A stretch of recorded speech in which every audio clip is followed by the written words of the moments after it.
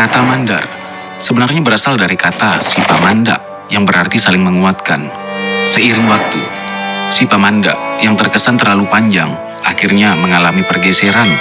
Dalam penyebutannya, banyak masyarakat yang menyebut sipamanda kemudian menjadi mandar. Berdasarkan penuturan masyarakat Balanipa, salah satu kecamatan yang ada di Polewali Mandar, kata mandar berarti sungai.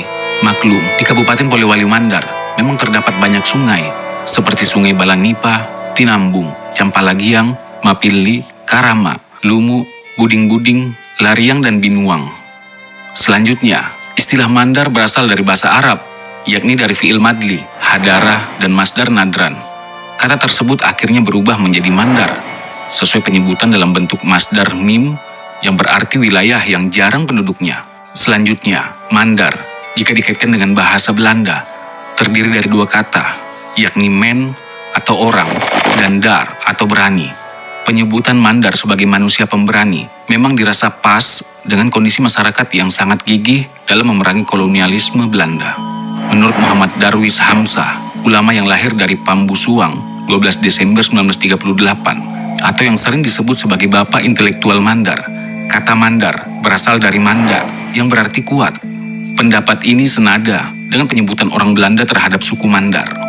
Asal mula penyebutan Mandar tidak lain karena keberadaan suku tersebut yang ada di dekat sebuah sungai Mandar. Sungai tersebut bermuara di bekas kerajaan Balanipa. Saharudin 1985 halaman 3. Seiring berkembangnya zaman, sungai itu tidak lagi disebut dengan Sungai Mandar, melainkan Sungai Balangnipa. Untuk membahas sejarah suku Mandar, kita harus mengenal Pitu Ulun Nasalu atau 7 kerajaan yang ada di hulu sungai, dan Pitu Bakbana Binanga atau 7 kerajaan hilir sungai. 2 kerajaan itu berada dalam satu wilayah kesatuan. Masyarakat memakai istilah mandar untuk menyebut ikatan persaudaraan antar keduanya. Masyarakat yang tinggal di dalamnya menemukan banyak bentuk persaudaraan yang kuat. Bagi mereka, semua orang adalah saudara. Suku Mandar percaya mereka berasal dari satu nenek moyang, yaitu Ulu Sakdan. Nenek moyang laki-laki bernama Tokombong di Wura, dan nenek moyang perempuan bernama Towise di Talang. Dalam beberapa kesempatan, mereka juga disebut Tumanurung di Langi. Pernikahan antara Tokombong di Wura dan Towise di Talang melahirkan seorang anak bernama Toanua Pong atau Tobanua Posi. Dari sinilah lantas lahir 7 orang anak, namun hanya 5 yang diketahui namanya, yakni Ilando Belua, Laso Kepang, Ilando Gutu, Yusu Sambamban, dan Ipa Dorang. Banyak yang meyakini mereka merupakan cikal bakal lahirnya suku Mandar. Secara persaudaraan, suku Mandar menganggap bahwa mereka masih mempunyai tali persaudaraan dengan suku Toraja, Luwu, Bugis, dan Goa Makassar. 7 kerajaan yang masuk wilayah Pitu Ulun Nasalu, yaitu Kerajaan Tabulahan, Kerajaan Aralle, Kerajaan Mambi, Kerajaan Bambang, Kerajaan Rantebulahan, Kerajaan Matangna, serta Kerajaan Tabang. Sementara 7 kerajaan yang masuk wilayah Pitu Bakbana Binanga, yaitu Kerajaan Balanipa, Kerajaan Binuang, Kerajaan Sendana, Kerajaan Banggai, Kerajaan Pamboang, Kerajaan Mamuju, dan Kerajaan Tapalang. Selain menjadi suku yang kaya akan kerajaan, suku Mandar juga terbilang unik dalam pemberian gelar terhadap masing-masing kerajaannya.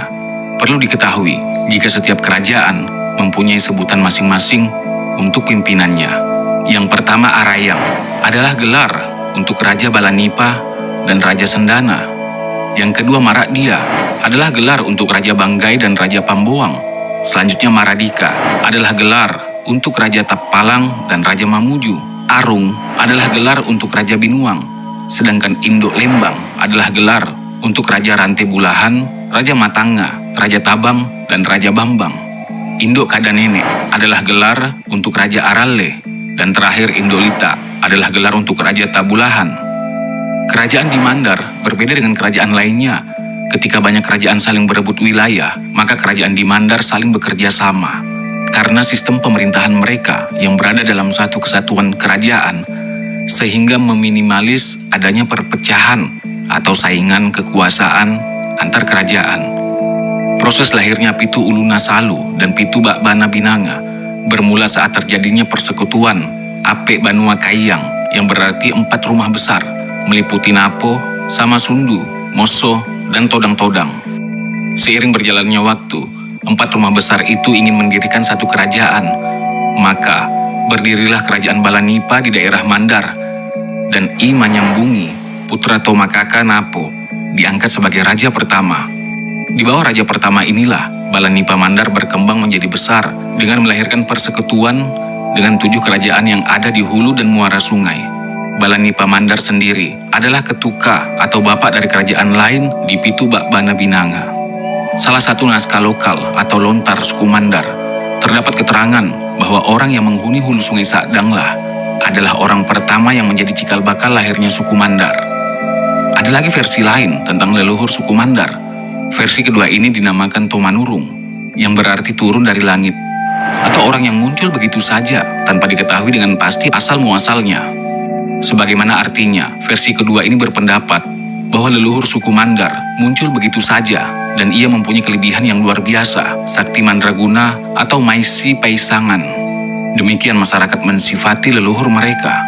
Tomanurung ditemukan di Sungai Sadang, tepatnya di hulu sungai Sulawesi Selatan tersebut. Beberapa lontar dari suku Mandar menjelaskan ia turun dari langit. Kedatangannya dari kayangan ke bumi, serupa titisan dewa untuk mendamaikan isi bumi.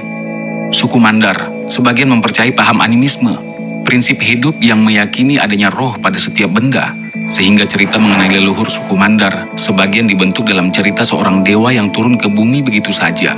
Karena paham animisme ini juga yang melandasi, suku Mandar mempunyai ketaatan lebih terhadap hal-hal yang berasal dari langit. Cerita tentang Tomanurung masih belum berhenti. Ada juga yang mengatakan utusan dari langit yang menghuni Sungai Sadang itu akhirnya menikah dengan Towise di Talang, yang tidak lain adalah sosok yang keluar dari kedalaman. Pernikahan mereka akhirnya melahirkan 7 anak. Di antara 7 anak tersebut, ada nama Pongka Padang, yang akhirnya menjadi cikal bakal suku Mandar. Pongka Padang menikah dengan Torijene, yakni orang yang dari kedalaman air. Versi lain mengatakan Pongka Padang menikah dengan San Rabone. Pernikahan Pongka Padang melahirkan 11 anak. Nama Tabonina, anak Pongka Padang, merupakan anak kesayangan Pongka Padang, melebihi 10 anak lainnya. Seiring berjalannya waktu, Tabonina anak Pongka Padang menjadi sumber awal bertumbuhnya penduduk di Pitu Uluna Salu, atau 7 kerajaan yang ada di hulu sungai, serta Pitubak Bana Binanga, atau 7 kerajaan yang ada di muara sungai. Sejauh ini, belum ada yang pasti menjelaskan siapa istri dari Tabonina anak Pongka Padang. Namun silsilah selanjutnya bisa ditelusuri bahwa anak kesayangan Pongka Padang ini akhirnya mempunyai anak bernama Pak Doran dan Topali. Pak Doran, anak pertama Tabonina anak Pongka Padang, melahirkan Lambir Susu, sementara Topali, anak kedua Tabonina anak Pongka Padang, melahirkan To di Paturung di Langi. Cerita tentang Tomanurung dan Pongka Padang, utusan dari langit yang akhirnya melahirkan keturunan di suku Mandar, belum berakhir. Sekalipun alur penceritaannya sedikit mirip dengan cerita-cerita sebelumnya, namun penyebutan nama tetap beda.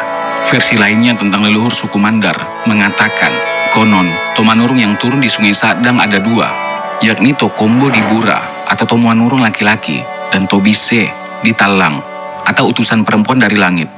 Kedua utusan langit ini kemudian menikah. Alkisah, keduanya mempunyai anak bernama Tobanuapong, yang berarti orang di kampung tua. Di masa itu, Tobanuapong bermukim di Ranti Bulawang atau Ranti Bulahan. Hari berganti hari, Tobanuapong pun tumbuh dewasa. Ketika tiba masanya menikah, ia memilih menikah dengan sepupunya, hingga lahirlah 5 orang anak dari pernikahan keduanya. Versi kali ini juga menceritakan proses perjalanan kelima anak utusan langit tersebut. Ila Sobelua menikah dengan seorang bangsawan yang berasal dari daerah Bone. Ia menikahinya pasca menelusuri sehelai rambutnya yang lepas dari sungai di saat mandi. Ia lantas pergi ke daerah selatan dan kini menjadi leluhur orang Makassar. Pak Dorang, salah satu anak pasangan utusan langit itu, meminang perempuan bernama Ratte Biang. Pasangan ini melahirkan Itu Sudidi, Siban Nangang, akhirnya menjadi leluhur orang Mamasa. Tidak ada data yang mengungkap nama dari anak ketiga, akan tetapi anak ketiga ini tidak lain adalah leluhur orang Masupu. Nah, anak keempat inilah yang bernama I Pongka Padang. Pongka Padang konon menikah dengan Sanrobone dari Goa. Pongka Padang memang sosok pelaut. Ia mengembara hingga ke pantai Ulumanda dan Mamuju. Mamuju akhirnya menjadi wilayah kekuasaan Pongka Padang. Pertemuannya dengan gadis Bugis dan Makassar inilah yang lantas mendasari bahwa Pongka Padang tidak hanya sebagai cikal bakal keturunan suku Mandar, melainkan bangsa-bangsa di Sulawesi Barat, Tengah, dan Selatan